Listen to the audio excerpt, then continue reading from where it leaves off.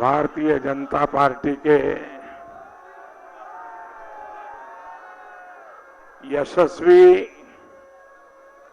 परिश्रमी अध्यक्ष भाई अमित शाह जी,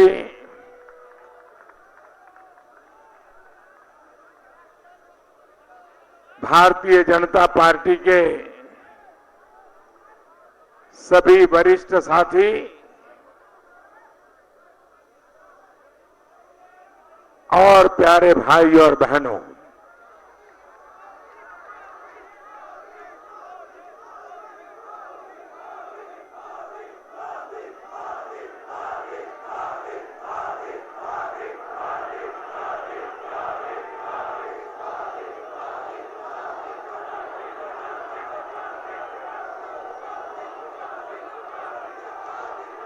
आज स्वयं मेघराजा भी इस विजयोत्सव में शरीक होने के लिए हमारे बीच है।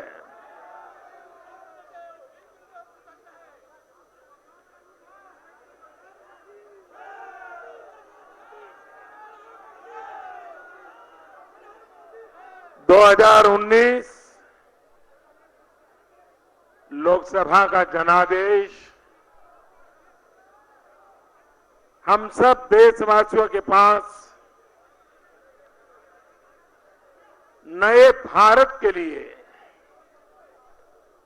जनादेश लेने के लिए गए थे। आज हम देख रहे हैं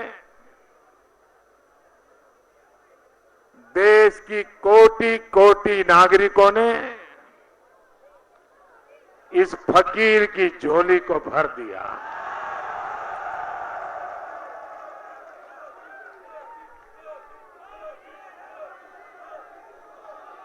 मैं भारत के 130 करोड़ नागरिकों का सर झुका करके नमन करता हूं।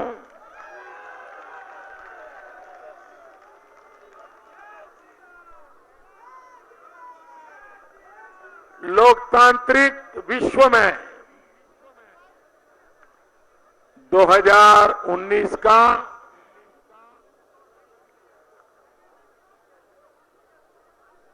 ये जो मतदान का सिर्फ आंकड़ा है,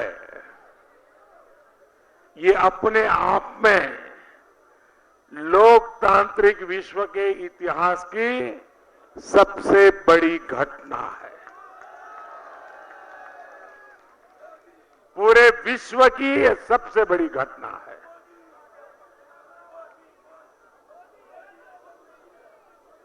देश आजाद हुआ, इतने लोकसभा के चुनाव हुए, लेकिन आजादी के बाद इतने चुनाव होने के बाद सबसे अधिक मतदान इस चुनाव में हुआ है, और वो भी 40-42 डिग्री गर्मी के बीच में।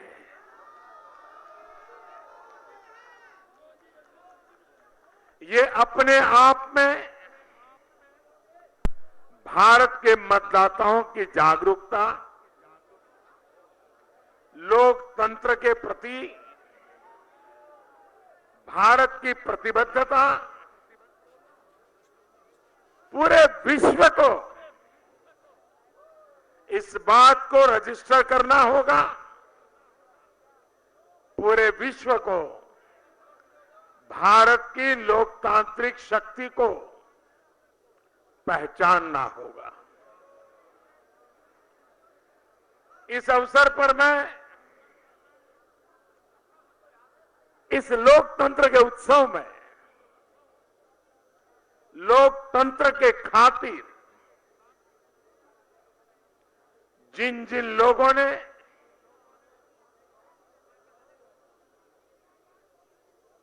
बलिदान दिया है,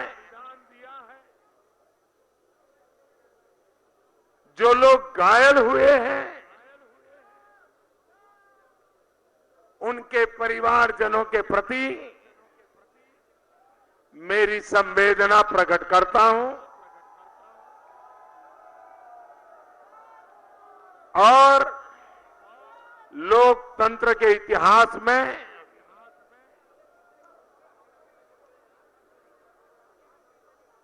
लोकतंत्र के लिए मरना ये मिसाल आने वाली पीढ़ियों को प्रेरणा देती रहेगी। मैं चुनाव आयोग को, सुरक्षा बलों को, इस लोकतंत्र उत्सव की व्यवस्था को संभालने वाले हर किसी को उत्तम तरीके से लोकतंत्र में विश्वास बढ़ाने वाली व्यवस्था देने के लिए, बहुत ही उत्तम तरीके से चुनाव प्रक्रियाओं को संपन्न कराने के लिए हृदयपूर्वक बहुत बहुत बधाई देता हूं।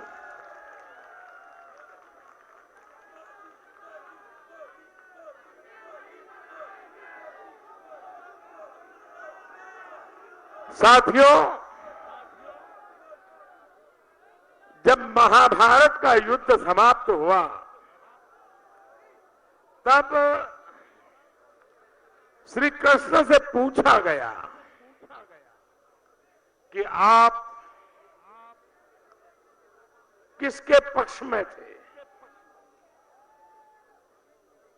मैं समझता हूं उस समय महाभारत के काल में भगवान श्री कृष्ण ने जो जवाब दिया था वो आज 21वीं सदी में 2019 के इस चुनाव में हिंदुस्तान के 130 करोड़ नागरिकों ने, जनता जनार्दन ने श्री कृष्ण के रूप में जवाब दिया है। आज श्री कृष्ण ने जवाब दिया था कि मैं किसी के पक्ष में नहीं था, मैं तो सिर्फ हस्तिनापुर के लिए, हस्तिनापुर के पक्ष में खड़ा था। आज 130 करोड़ नागरिक श्री कृष्ण के रूप में भारत के लिए खड़े थे, भारत के लिए मतदान किया था। और इसलिए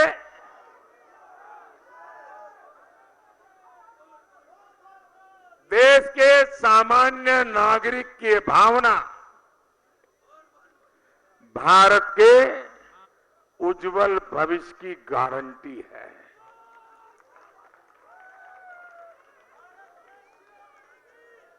इस चुनाव में मैं पहले दिन से कह रहा था, ये चुनाव कोई दल नहीं लड़ रहा है, कोई उम्मीदवार नहीं लड़ रहा है, कोई नेता नहीं लड़ रहा है, ये चुनाव देश की जनता लड़ रही है। जिनके आंख कान बंद थे उनके लिए मेरी बात समझना मुश्किल था, लेकिन आज मेरी वो भावना को जनता जनार्दन ने प्रकट कर दिया है। और इसलिए अगर कोई विजयी हुआ है तो हिंदुस्तान विजयी हुआ है, अगर कोई विजयी हुआ है तो लोकतंत्र विजयी हुआ है, अगर कोई विजयी हुआ है तो जनता जनार्दन विजयी हुई है। और इसलिए हम सभी भारतीय जनता पार्टी के कार्यकर्ता, हम सभी एनडीए के साथी नम्रता पूर्वक इस विजय को जनता जनार्दन के चरणों में समर्पित करते हैं।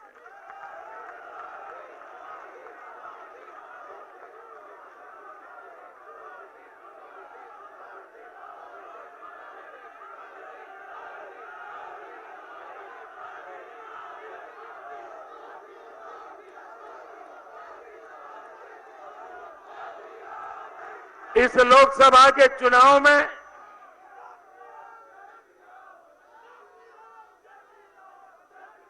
जो विजयी हुए हैं, उन सभी विजेताओं को मैं हृदयपूर्वक बहुत बहुत बधाई देता हूं। और सभी विजयी किसी भी दल से जीत करके आए हो, किसी भी पार्श्वभूमि से आए हो, लेकिन देश के उज्जवल भविष्य के लिए प्रतिबद्धता के साथ कंधे से कंधा मिला करके भारत के उज्जवल भविष्य के लिए विजयी सभी प्रतिनिधि आने वाले दिनों में देश की सेवा करेंगे। इस विश्वास के साथ मैं उन सबको शुभकामनाएं देता हूं।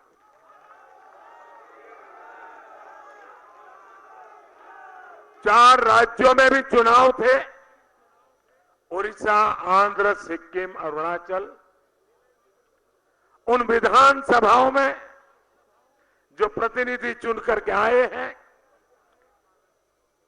उन राज्यों की जनता ने जिन सरकारों को चुना है, उनको भी मैं बहुत बहुत अभिनंदन करता हूं। और मैं उनसे भी सरकारों को विश्वास दिलाता हूं कि भारतीय जनता पार्टी भारत के संविधान को समर्पित है, भारत के संविधान प्रति समर्पित है और फेडरलिज्म पर समर्पित है। और इसलिए इन चीजों को विजय प्राप्त करने वाले लोगों को मैं विश्वास दिलाता हूं कि केंद्र सरकार उन राज्यों की विकास यात्रा में पूरी तरह कंधे से कंधा मिला करके उनके साथ चलेगी। जैसा हमारे अध्यक्ष जी ने कहा कि भारतीय जनता पार्टी की करोड़ों कार्यकर्ता, उनके परिश्रम, उनका पुरुषार्थ, इतना गर्व होता है कि जिस दल में हम हैं, उस दल में ऐसे दिलदार लोग हैं।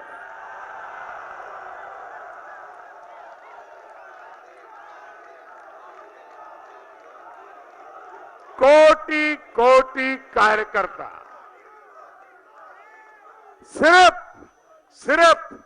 सिर्फ एक ही भाव, भारत माता की जय, और कुछ नहीं।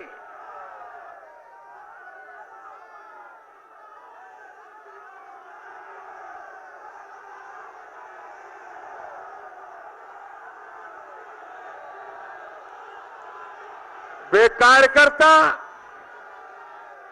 वे भारतीय जनता पार्टी परिवार का प्रत्येक साथी कोटि कोटि अभिनंदन का अधिकारी है, जिसने निस्वार्थ भाव से लोकतंत्र का झंडा ऊंचा रखते हुए देश के सामान्य मानवी की आशा आकांक्षाओं की पूर्ति के लिए जी जान से, लोकतांत्रिक तरीके से इस पूरे लोकशाही के उत्सव में शरीक होकर के उसकी आन बान शान बढ़ाने में यशस्वी भूमिका निभाई है।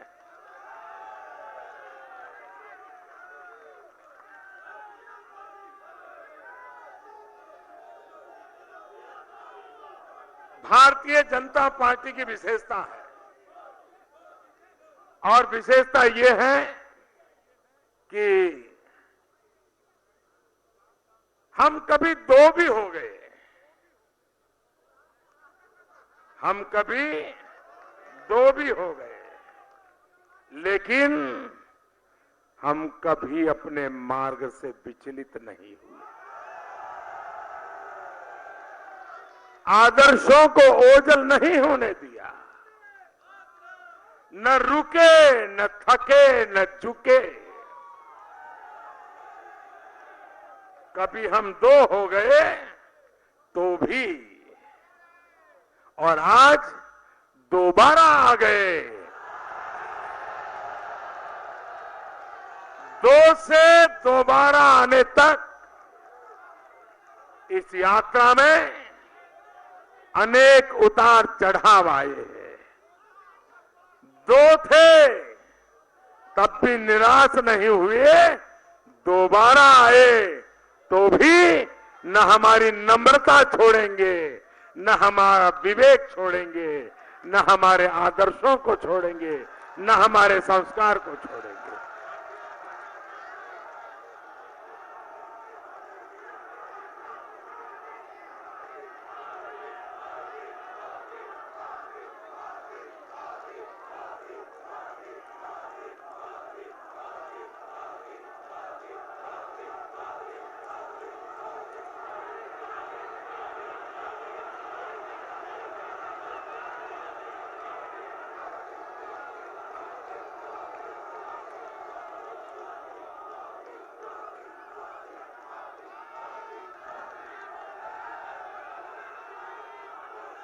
साथियों, अभी हमारे अध्यक्ष जी चुनाव नतीजों की कुछ हाइलाइट्स बता रहे थे।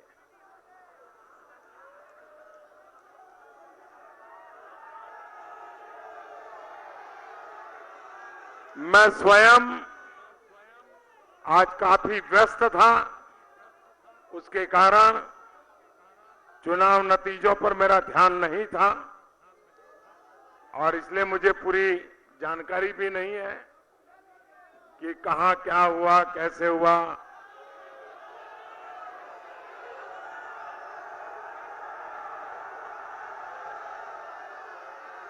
लेकिन अध्यक्ष जी ने जो विस्तार से बताया, मैं आज रात के बाद समय निकाल करके देखूंगा कि आज दिन भर क्या क्या हुआ है। लेकिन जो अध्यक्ष जी ने बताया, ये अपने आप में हिंदुस्तान के पॉलिटिकल पंडितों को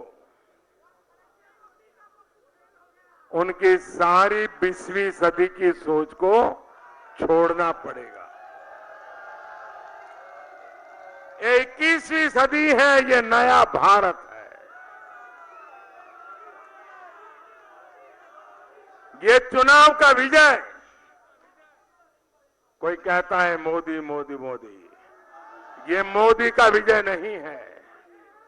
ये देश में ईमानदारी के लिए तड़पते हुए नागरिक की आशा आकांक्षाओं का विजय है।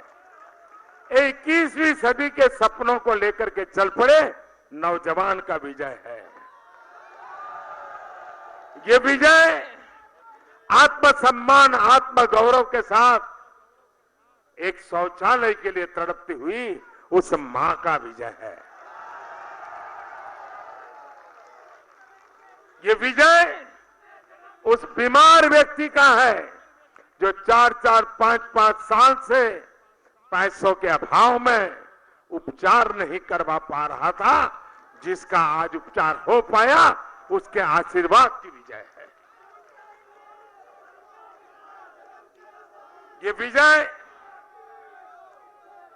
देश के उन किसानों की है कि जो पसीना बहा करके राष्ट्र के पेट भरने के लिए अपने पेट को भी परेशान करते रहता है और खुद जहमत उठाता रहता है। ये उसकी विजय है। ये उन 40 करोड़ असंगठित मजदूरों की विजय है जिनको पहली बार लेफ्ट के लोगों ने विचार बहुत रखे होंगे, लेकिन इस देश में एक ऐसी सरकार जिस पर लेफ्ट का लेबल तो नहीं है, लेकिन 40 करोड़ लोगों के लिए, असंगठित कामदारों के लिए पेंशन योजना लागू करके उनको सम्मान जीवन देने का काम किया है। ये उनका विजय है। उन बेघर जिंदगी गुजारते गुजारते आज पक्के घर में रहने गए हैं, उनका विजय है। और जिनका 2022 तक पक्का घर बनना तय है, उनका विजय है। भाइयों बहनों, ये विजय उन मध्यम वर्ग के परिवार का है कि जो कानून नियमों का पालन करता रहा, जो देश की भलाई के लिए टैक्स देता रहा, लेकिन न उसे कभी सम्मान मिला और न ही कभी उसको भरोसा हुआ कि जो टैक्स देता है वो सचमुच में देश के काम आता है क्या। 5 साल में उसने अनुभव किया कि जो दे रहा है वो सही जगह पे जा रहा है, सही काम आ रहा है। उस मध्यम वर्ग के मन को जो संतोष हुआ है, वो संतोष इस चुनाव नतीजों में नजर आ रहा है। ईमानदारी को जो ताकत मिली है, उस ताकत को इस चुनाव ने एक नई स्वीकृति दी है। और इस प्रकार से जो बदलाव आया है, उस बदलाव ने ये परिवर्तन लाया है। भाइयों बहनों, हमारे देश में ये चुनाव ऐसा हुआ, वरना आपने देखा होगा 30 साल तक लगातार देश में, विशेष रूप से, वैसे ये ड्रामेबाजी तो लंबे समय से चल रही है,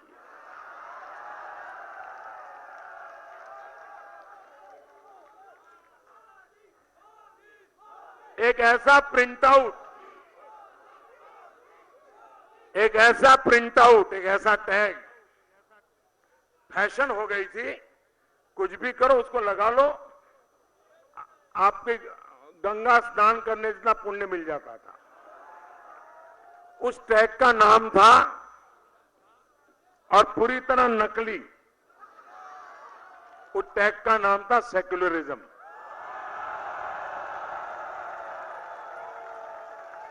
और नारे लगते थे, सेक्युलर एक हो जाओ, सेक्युलर एक हो जाओ। आपने देखा होगा 2014 से 19 आते आते उस पूरी जमात ने बोलना ही बंद कर दिया। इस चुनाव में एक भी राजनीतिक दल सेक्युलरिज्म का ये नकाब पहन करके देश को गुमराह करने की हिम्मत नहीं कर पाया है। ये बेनकाब हो गए। दूसरा, हिंदुस्तान में कोई चुनाव ऐसा नहीं गया जिसके केंद्र बिंदु में महंगाई न रही हो। ये चुनाव ऐसा है जहां महंगाई, एक भी विरोधी दल ने आरोप नहीं लगाया। ये चुनाव ऐसा है कि जिसमें हिंदुस्तान के पिछले कोई भी चुनाव उठा लीजिए, सब चुनाव भ्रष्टाचार के मुद्दे से रंगे गए थे।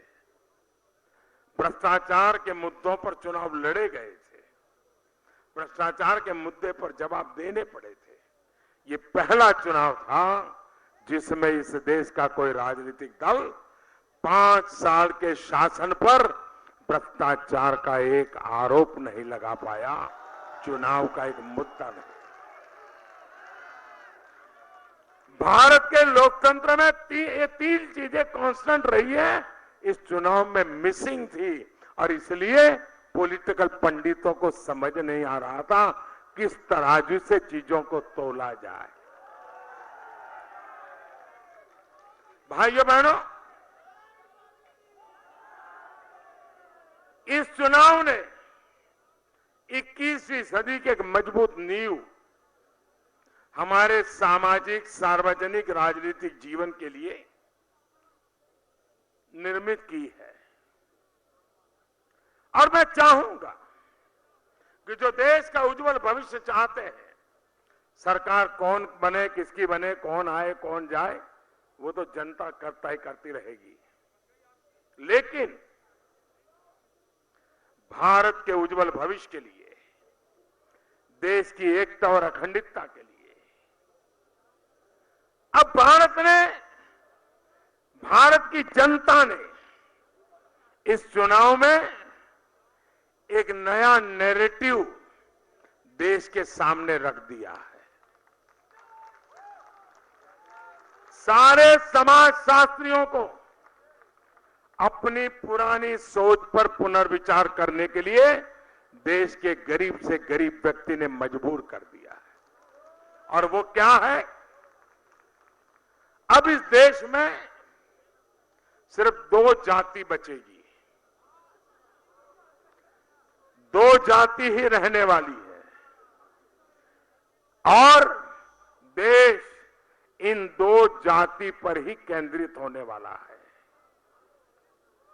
ये जाति के नाम पर खेल खेलने वाले लोगों को ये बहुत बड़ा प्रहार इस चुनाव में हुआ है। और 2 जाति है, कौन सी?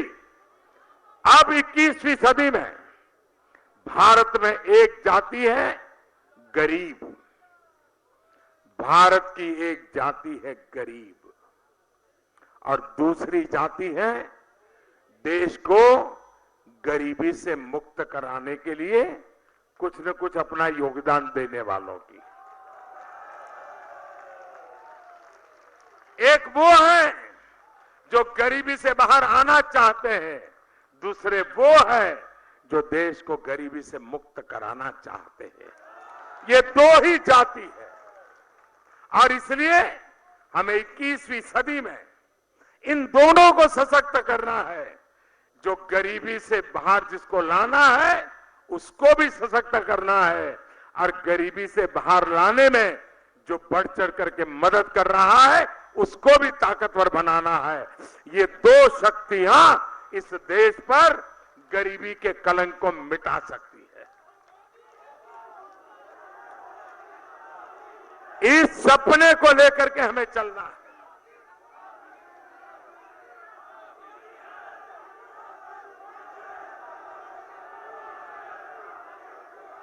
दोस्तों, ये चुनाव इसलिए महत्वपूर्ण है कि इसी कालखंड में ये 2019 से 2024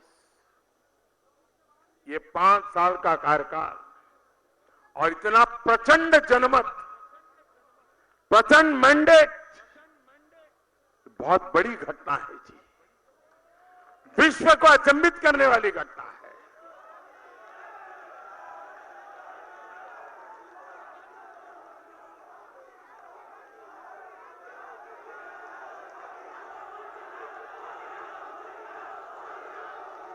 पल भर याद कीजिए, यही समय है जब महात्मा गांधी के 150 वर्ष देश मनाएगा। यही समय है जब 2022 में भारत की आजादी के 75 साल मनाएगा। गांधी 150 और भारत 75, ये हमारे लिए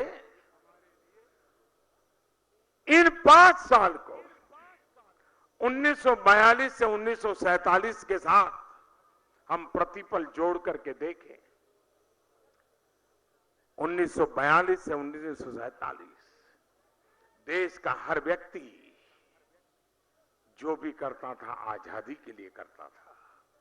स्कूल छोड़ देता था आजादी के लिए, जेल जाता था आजादी के लिए, खादी पहनता था आजादी के लिए, झाड़ू लगाता था आजादी के लिए, बच्चों की पढ़ाई करवाता था आजादी के लिए, स्वदेशी का पालन करता था आजादी के लिए। 42 से 47 तक एक जन आंदोलन ने देश को आजादी पाने में बहुत बड़ी मदद की थी। ये 2019 से 2024 ये कालखंड देश की आजादी के सिपाहियों का स्मरण करने का है। और देशवासी भी तय करें कि इन 5 साल का हम 130 करोड़ लोग, उस समय तो जनसंख्या भी इतनी नहीं थी और बड़ी बड़ी सल्तनत को परास्त कर दिया था। आज हम 130 करोड़ लोग हैं। अगर हम संकल्प कर लें कि देश को सभी मुसीबतों से मुक्त करना है, देश को एक समृद्ध राष्ट्र की तरफ ले जाना है, एक विकसित भारत बनाकर के साथ लेनी है, हमारे गरीब से गरीब की सामान्य आवश्यकता है उसको पूर्ण करना है।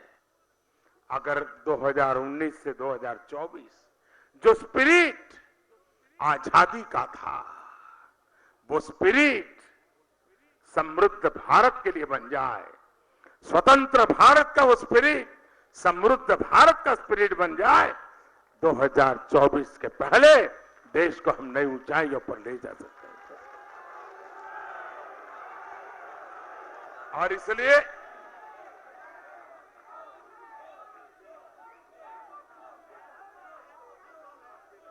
और इसलिए दोस्तों कि इस चुनाव को हमें नम्रता से स्वीकारना है। हम सरकार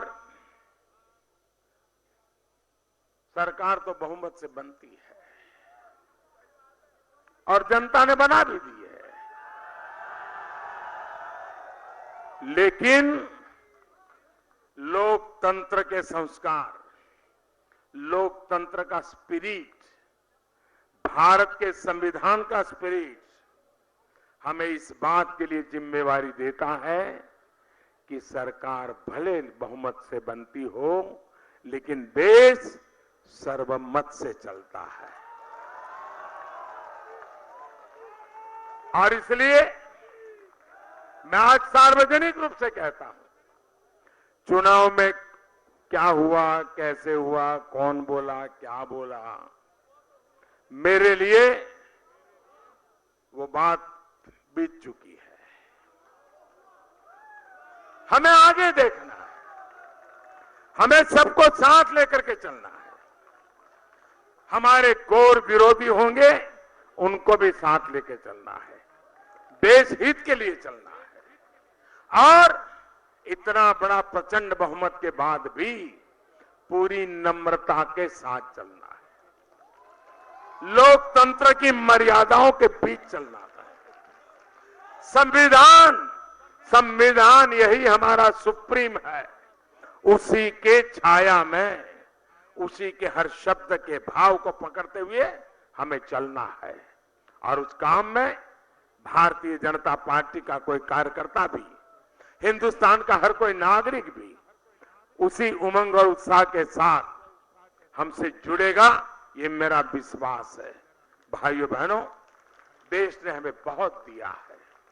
मैं आज इस पल देशवासियों के सामने भी कुछ कहना चाहता हूं। मैं देशवासियों को विश्वास दिलाना चाहता हूं कि आपने इस फकीर की झोली तो भर दी,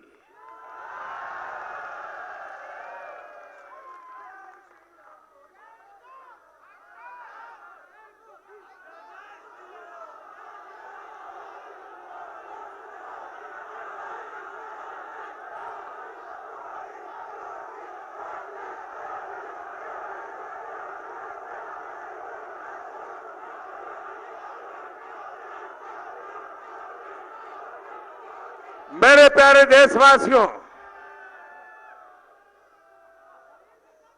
आपने इस फकीर की झोली भर दी है। बड़ी आशा अपेक्षा के साथ भरी है, मैं जानता हूं।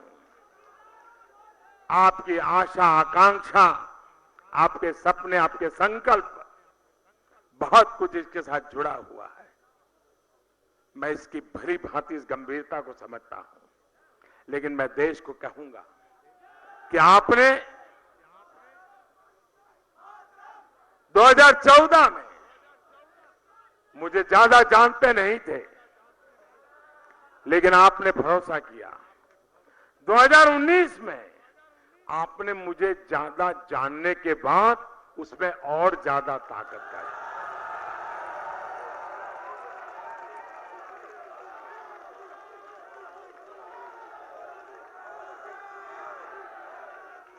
मैं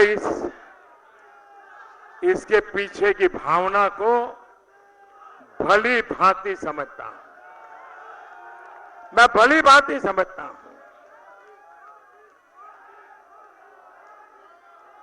जैसे अमित भाई कह रहे थे कि बहुत वर्षों के बाद एक चुनी हुई सरकार दूसरी बार पूर्ण बहुमत से और पहले से अधिक ताकत के साथ जीत करके आए, इसका मतलब देश की जनता का कितना भरोसा है, और भरोसा जैसे बढ़ता है जिम्मेवारी और ज्यादा बढ़ती है।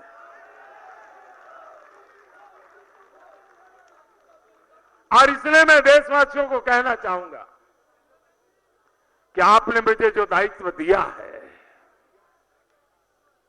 हमारे एनडीए के सब साथियों ने जो हमें समर्थन दिया है, एनडीए के साथियों ने भी मिलकर के पूरी मेहनत की है, तब जाकर के मैं देशवासियों से आज जरूर कहना चाहूंगा, और इसे मेरा वादा मानिए, मेरा संकल्प मानिए, मेरा समर्पण मानिए, मेरी प्रतिबद्धता मानिए, लेकिन मैं जरूर कहूंगा कि आपने फिर से जो मुझे काम दिया है, आने वाले दिनों में भी मैं आने वाले दिनों में मैं बद इरादे से, बदनीयत से कोई काम नहीं करूंगा।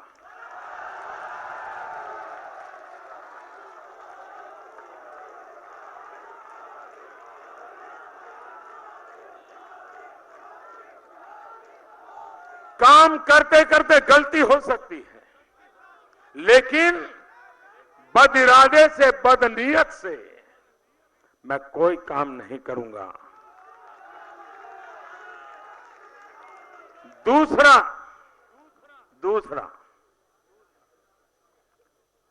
देशवासी, आपने मुझे इतना बड़ा भरोसा, इतनी बड़ी जिम्मेवारी दी है, तब मैं देशवासियों को फिर से कहूंगा कि मैं मेरे लिए कुछ नहीं करूंगा।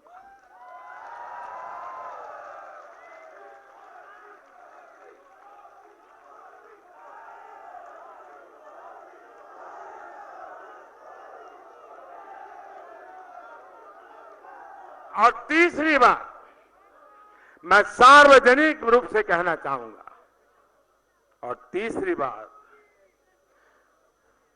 मेरे समय का पल पल, मेरे शरीर का कण कण सिर्फ और सिर्फ देशवासियों के लिए।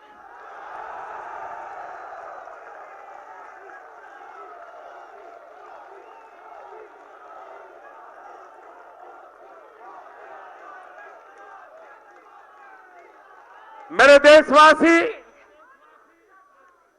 आप जब भी मेरा मूल्यांकन करें, इन 3 तराजू पर जरूर मुझे कसते रहना। कभी कोई कमी रह जाए तो मुझे कोसते रहना, लेकिन मैं देशवासियों को विश्वास दिलाता हूं कि मैं सार्वजनिक रूप से जो बातें बताता हूं, उसको जीने के लिए भरपूर प्रयास करूंगा। मैं आज हमारे राष्ट्रीय अध्यक्ष उनकी पूरी टीम, राज्यों के अध्यक्ष, राज्यों की टीम, पार्टी के पन्ना प्रमुख तक के लोग, कुछ लोग पन्ना प्रमुख की बड़ी मजाक उड़ाते रहते हैं, लेकिन उस पन्ना प्रमुख की ताकत क्या होती है वो इस चुनाव में पता चल गया।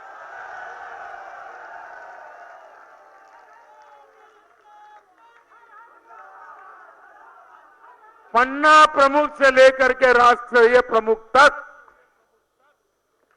इन लक्षावधि कार्यकर्ताओं को, उनके परिश्रम को, उनकी प्रतिबद्धता को एक बार हृदय से बहुत बहुत अभिनंदन करता हूं, बहुत बहुत धन्यवाद करता हूं। धन्यवाद। मेरे साथ बोलिए, भारत माता की, भारत माता की, भारत माता की, भारत माता की, वंदे वंदे वंदे वंदे वंदे वंदे वंदे वंदे वंदे वंदे।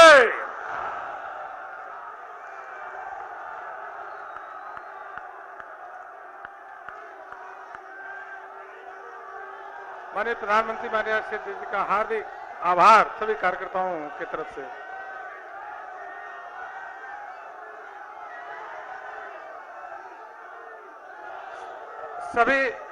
सभी कार्यकर्ताओं के लिए भोजन की व्यवस्था यहाँ पे है। जो यहाँ पे कार्यकर्ता है, इसके अलावा जो बाहर खड़े हुए कार्यकर्ता हैं, उन सभी कार्यकर्ताओं का बेसमेंट में भोजन की, बेसमेंट 1 में भोजन की व्यवस्था है। आप सभी से निवेदन है कि आप भोजन करके जरूर जाएंगे। काफी देर से यहाँ पे खड़े हैं, दोपहर से ही खड़े हैं, भोजन करके